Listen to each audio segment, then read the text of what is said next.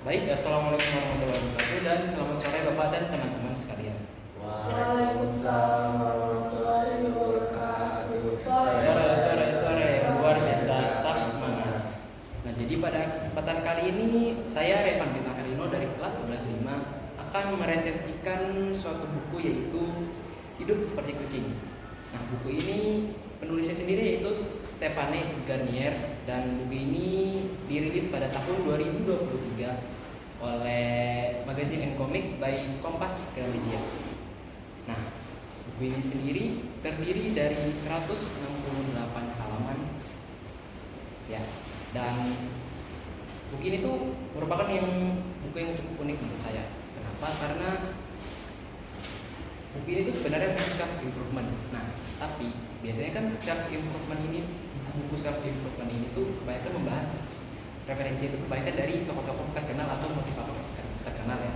Nah, sementara buku ini tuh unik karena sang penulis tuh menggambarin atau mengajak kita tuh memahami hidup dari sudut pandang seorang kucing.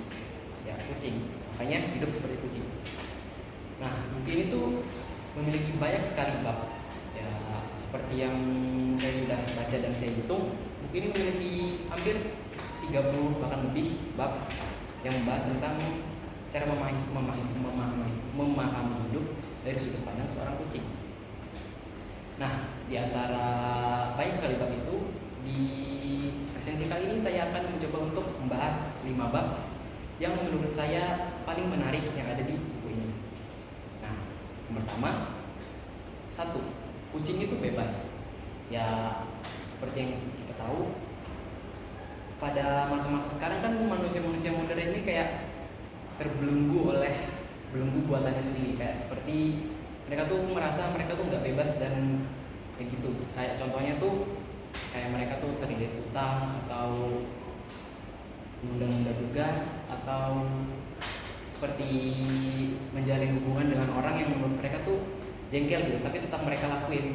Nah, kayak itu kan nggak bebas banget ya untuk seorang manusia. Nah, sementara kucing ini mereka cenderung los aja hidup gitu, bebas. Apa aja yang mau aku lakuin ya aku bakal ngelakuin hal yang aku suka, yang aku pengen dan yang menurutku tuh bisa bikin aku bahagia gitu. Ya los aja, hidup ini cuma sekali. Nah, dari sikap dan perilaku kucing ini itu tuh dapat menjadi sebuah teladan lah, bahwa hal itu tuh dapat bisa kita tiru dari seorang kucing. Kenapa kita nggak mencoba buat bebas gitu kan, hidup cuma sekali dan ya bebas itu enak gitu. Dan yang kedua itu kucing memikirkan dirinya sendiri. Nah, seperti yang kita tahu ya, kalau kalian pernah melihara kucing, kalian tahu lah kucing itu angkuh gitu kan, selalu memperdulikan dirinya sendiri dan malah ngerasa kayak kita sebagai pemilik tuh malah ngerasa kita tuh babu dan kucing itu seperti rajanya. Dan menurut saya hal ini tuh bisa dipetik gitu loh dari seekor kucing ini, bahwa ya kita perlu yang namanya memprioritaskan atau memikirkan diri kita sendiri dibandingkan kepentingan atau diri orang lain. Karena diri kita ya diri kita gitu, dan siapa lagi yang merawat diri kita selain orang lain, selain diri kita sendiri. Contohnya kayak aku nih ada tugas nih malam ini, sementara aku malam ini juga diajak sama temanku untuk melakukan acara kegiatan. Ya tentu kita tuh harus memposisikan bahwa kita tuh harus memprioritaskan diri kita sendiri dibandingkan orang lain. Jadi ya sebagai manusia yang bijaksana ya kita perlu namanya menolak ajakan tersebut, karena ya prioritas diri kita tentu yang utama. Dan yang ketiga itu tuh kucing itu menerima dirinya sendiri dan kucing itu menyayangi dirinya sendiri. Nah, di masa-masa sekarang ini juga banyak ya orang-orang yang tentunya tuh kayak punya standar ideal diri mereka sendiri, atau bahkan kayak mencoba hidup tapi hidupnya tuh dengan cara orang lain, kayak hidup menjadi orang lain. Nah, menurut saya ya itu tuh ribet gitu dan justru malah melukai dan gak sehat sehat buat diri sendiri. Karena ya seperti yang saya katakan tadi, diri kita ya diri kita sendiri, dan cobalah untuk menerima diri kita apa adanya tanpa perlu berpura-pura menjadi orang lain dan memaksakan gitu. Dan pikiran-pikiran kayak gini tuh nggak ada dalam diri kucing, karena ya buat apa kucing mikirin kayak gitu? Kucing tuh nggak ada mau pikirin kayak aku mau menjalani hidup kayak kucing lain gitu, aku mikir kayak kucing lain gitu, enggak. Mereka ya kucing itu ya mikirin diri mereka sendiri gitu, dan mereka menyayangi diri mereka sendiri. Buat apa mereka kayak menjadi orang lain gitu. Dan kucing pun nggak pernah kepikiran dengan hal-hal kayak gitu. Jadi ya apa salahnya kita mengikuti pola pikir dan perilaku kucing itu. Nah, yang keempat itu tuh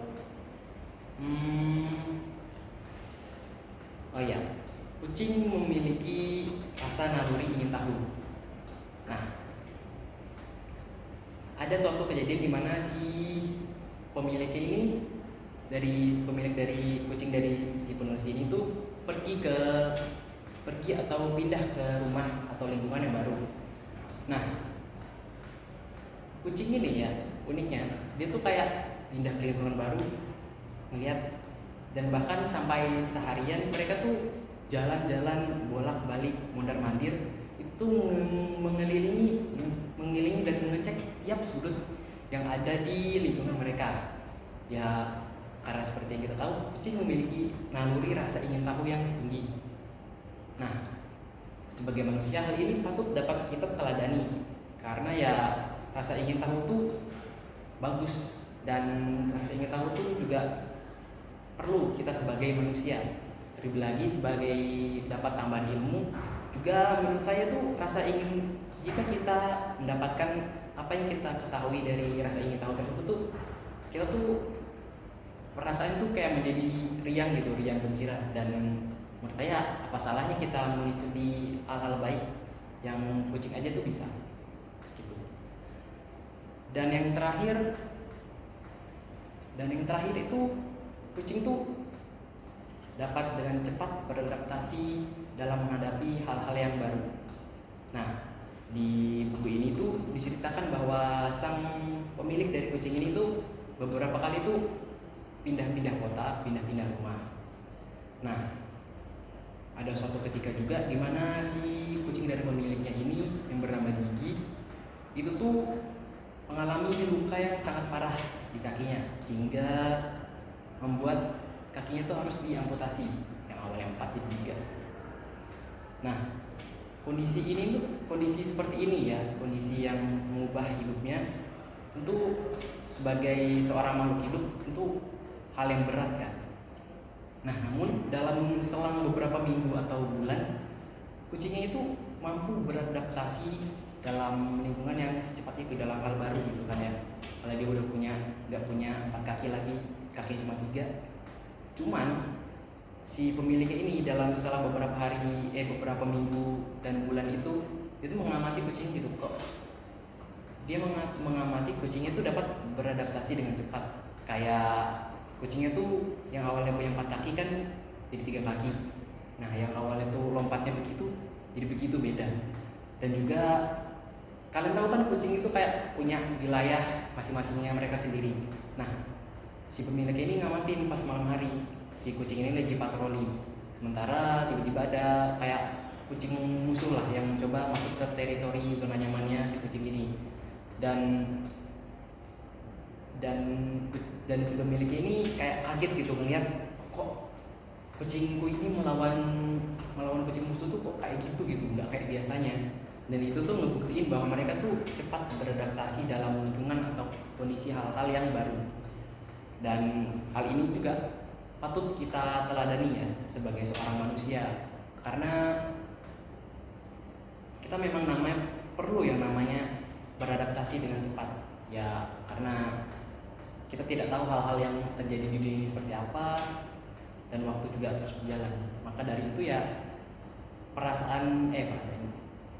ya perilaku ini perlu, dan pemikiran ini perlu kita lakukan sebagai seorang manusia.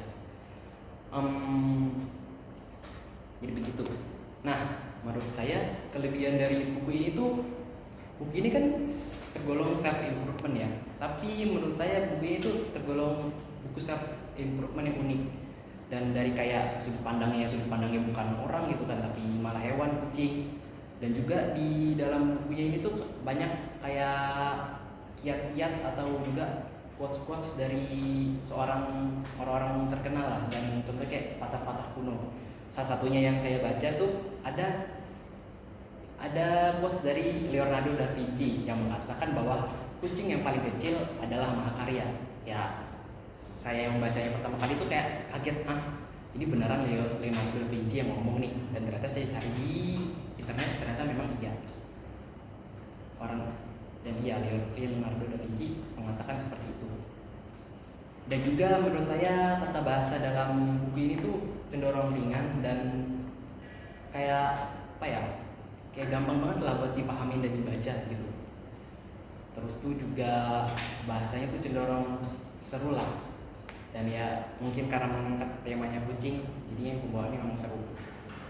Tapi di antara kelebihan juga pasti ada kekurangannya. Nah, menurut saya kekurangannya karena ini bukunya cenderung ringan ya, pastinya juga untuk pendalaman yang dalam banget ya buku ini nggak cocok, karena ya tadi itu buku tergolong ringan serta nggak ada data-data atau bukti ilmiahnya gitu ya dari di buku ini.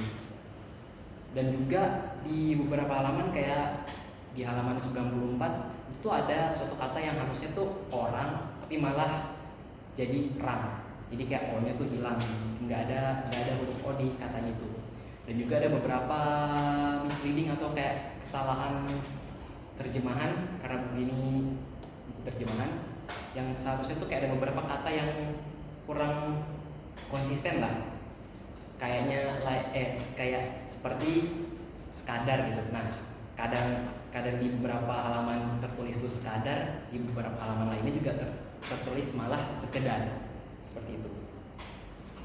Nah, menurut saya buku ini tuh cocok banget untuk kalian yang mencoba untuk memahami hidup, cuman ya juga pengen mencari angin segar lah untuk membaca buku yang ringan-ringan. Nah, buku ini tuh cocok banget gitu, nggak perlu yang berat-berat, nggak perlu yang pusing-pusing, dan kita tuh bisa ambil kesimpulan, dan kita dapat merefleksikan diri kita tuh dapat mendapat ilmu yang didapat dari buku ini. Seperti itu. Jadi sekian apa yang saya resensikan pada hari ini, kurang lebih yang mohon maaf. Assalamualaikum warahmatullahi wabarakatuh, dan selamat sore Bapak dan teman-teman sekalian. Waalaikumsalam warahmatullahi wabarakatuh. Sore luar biasa.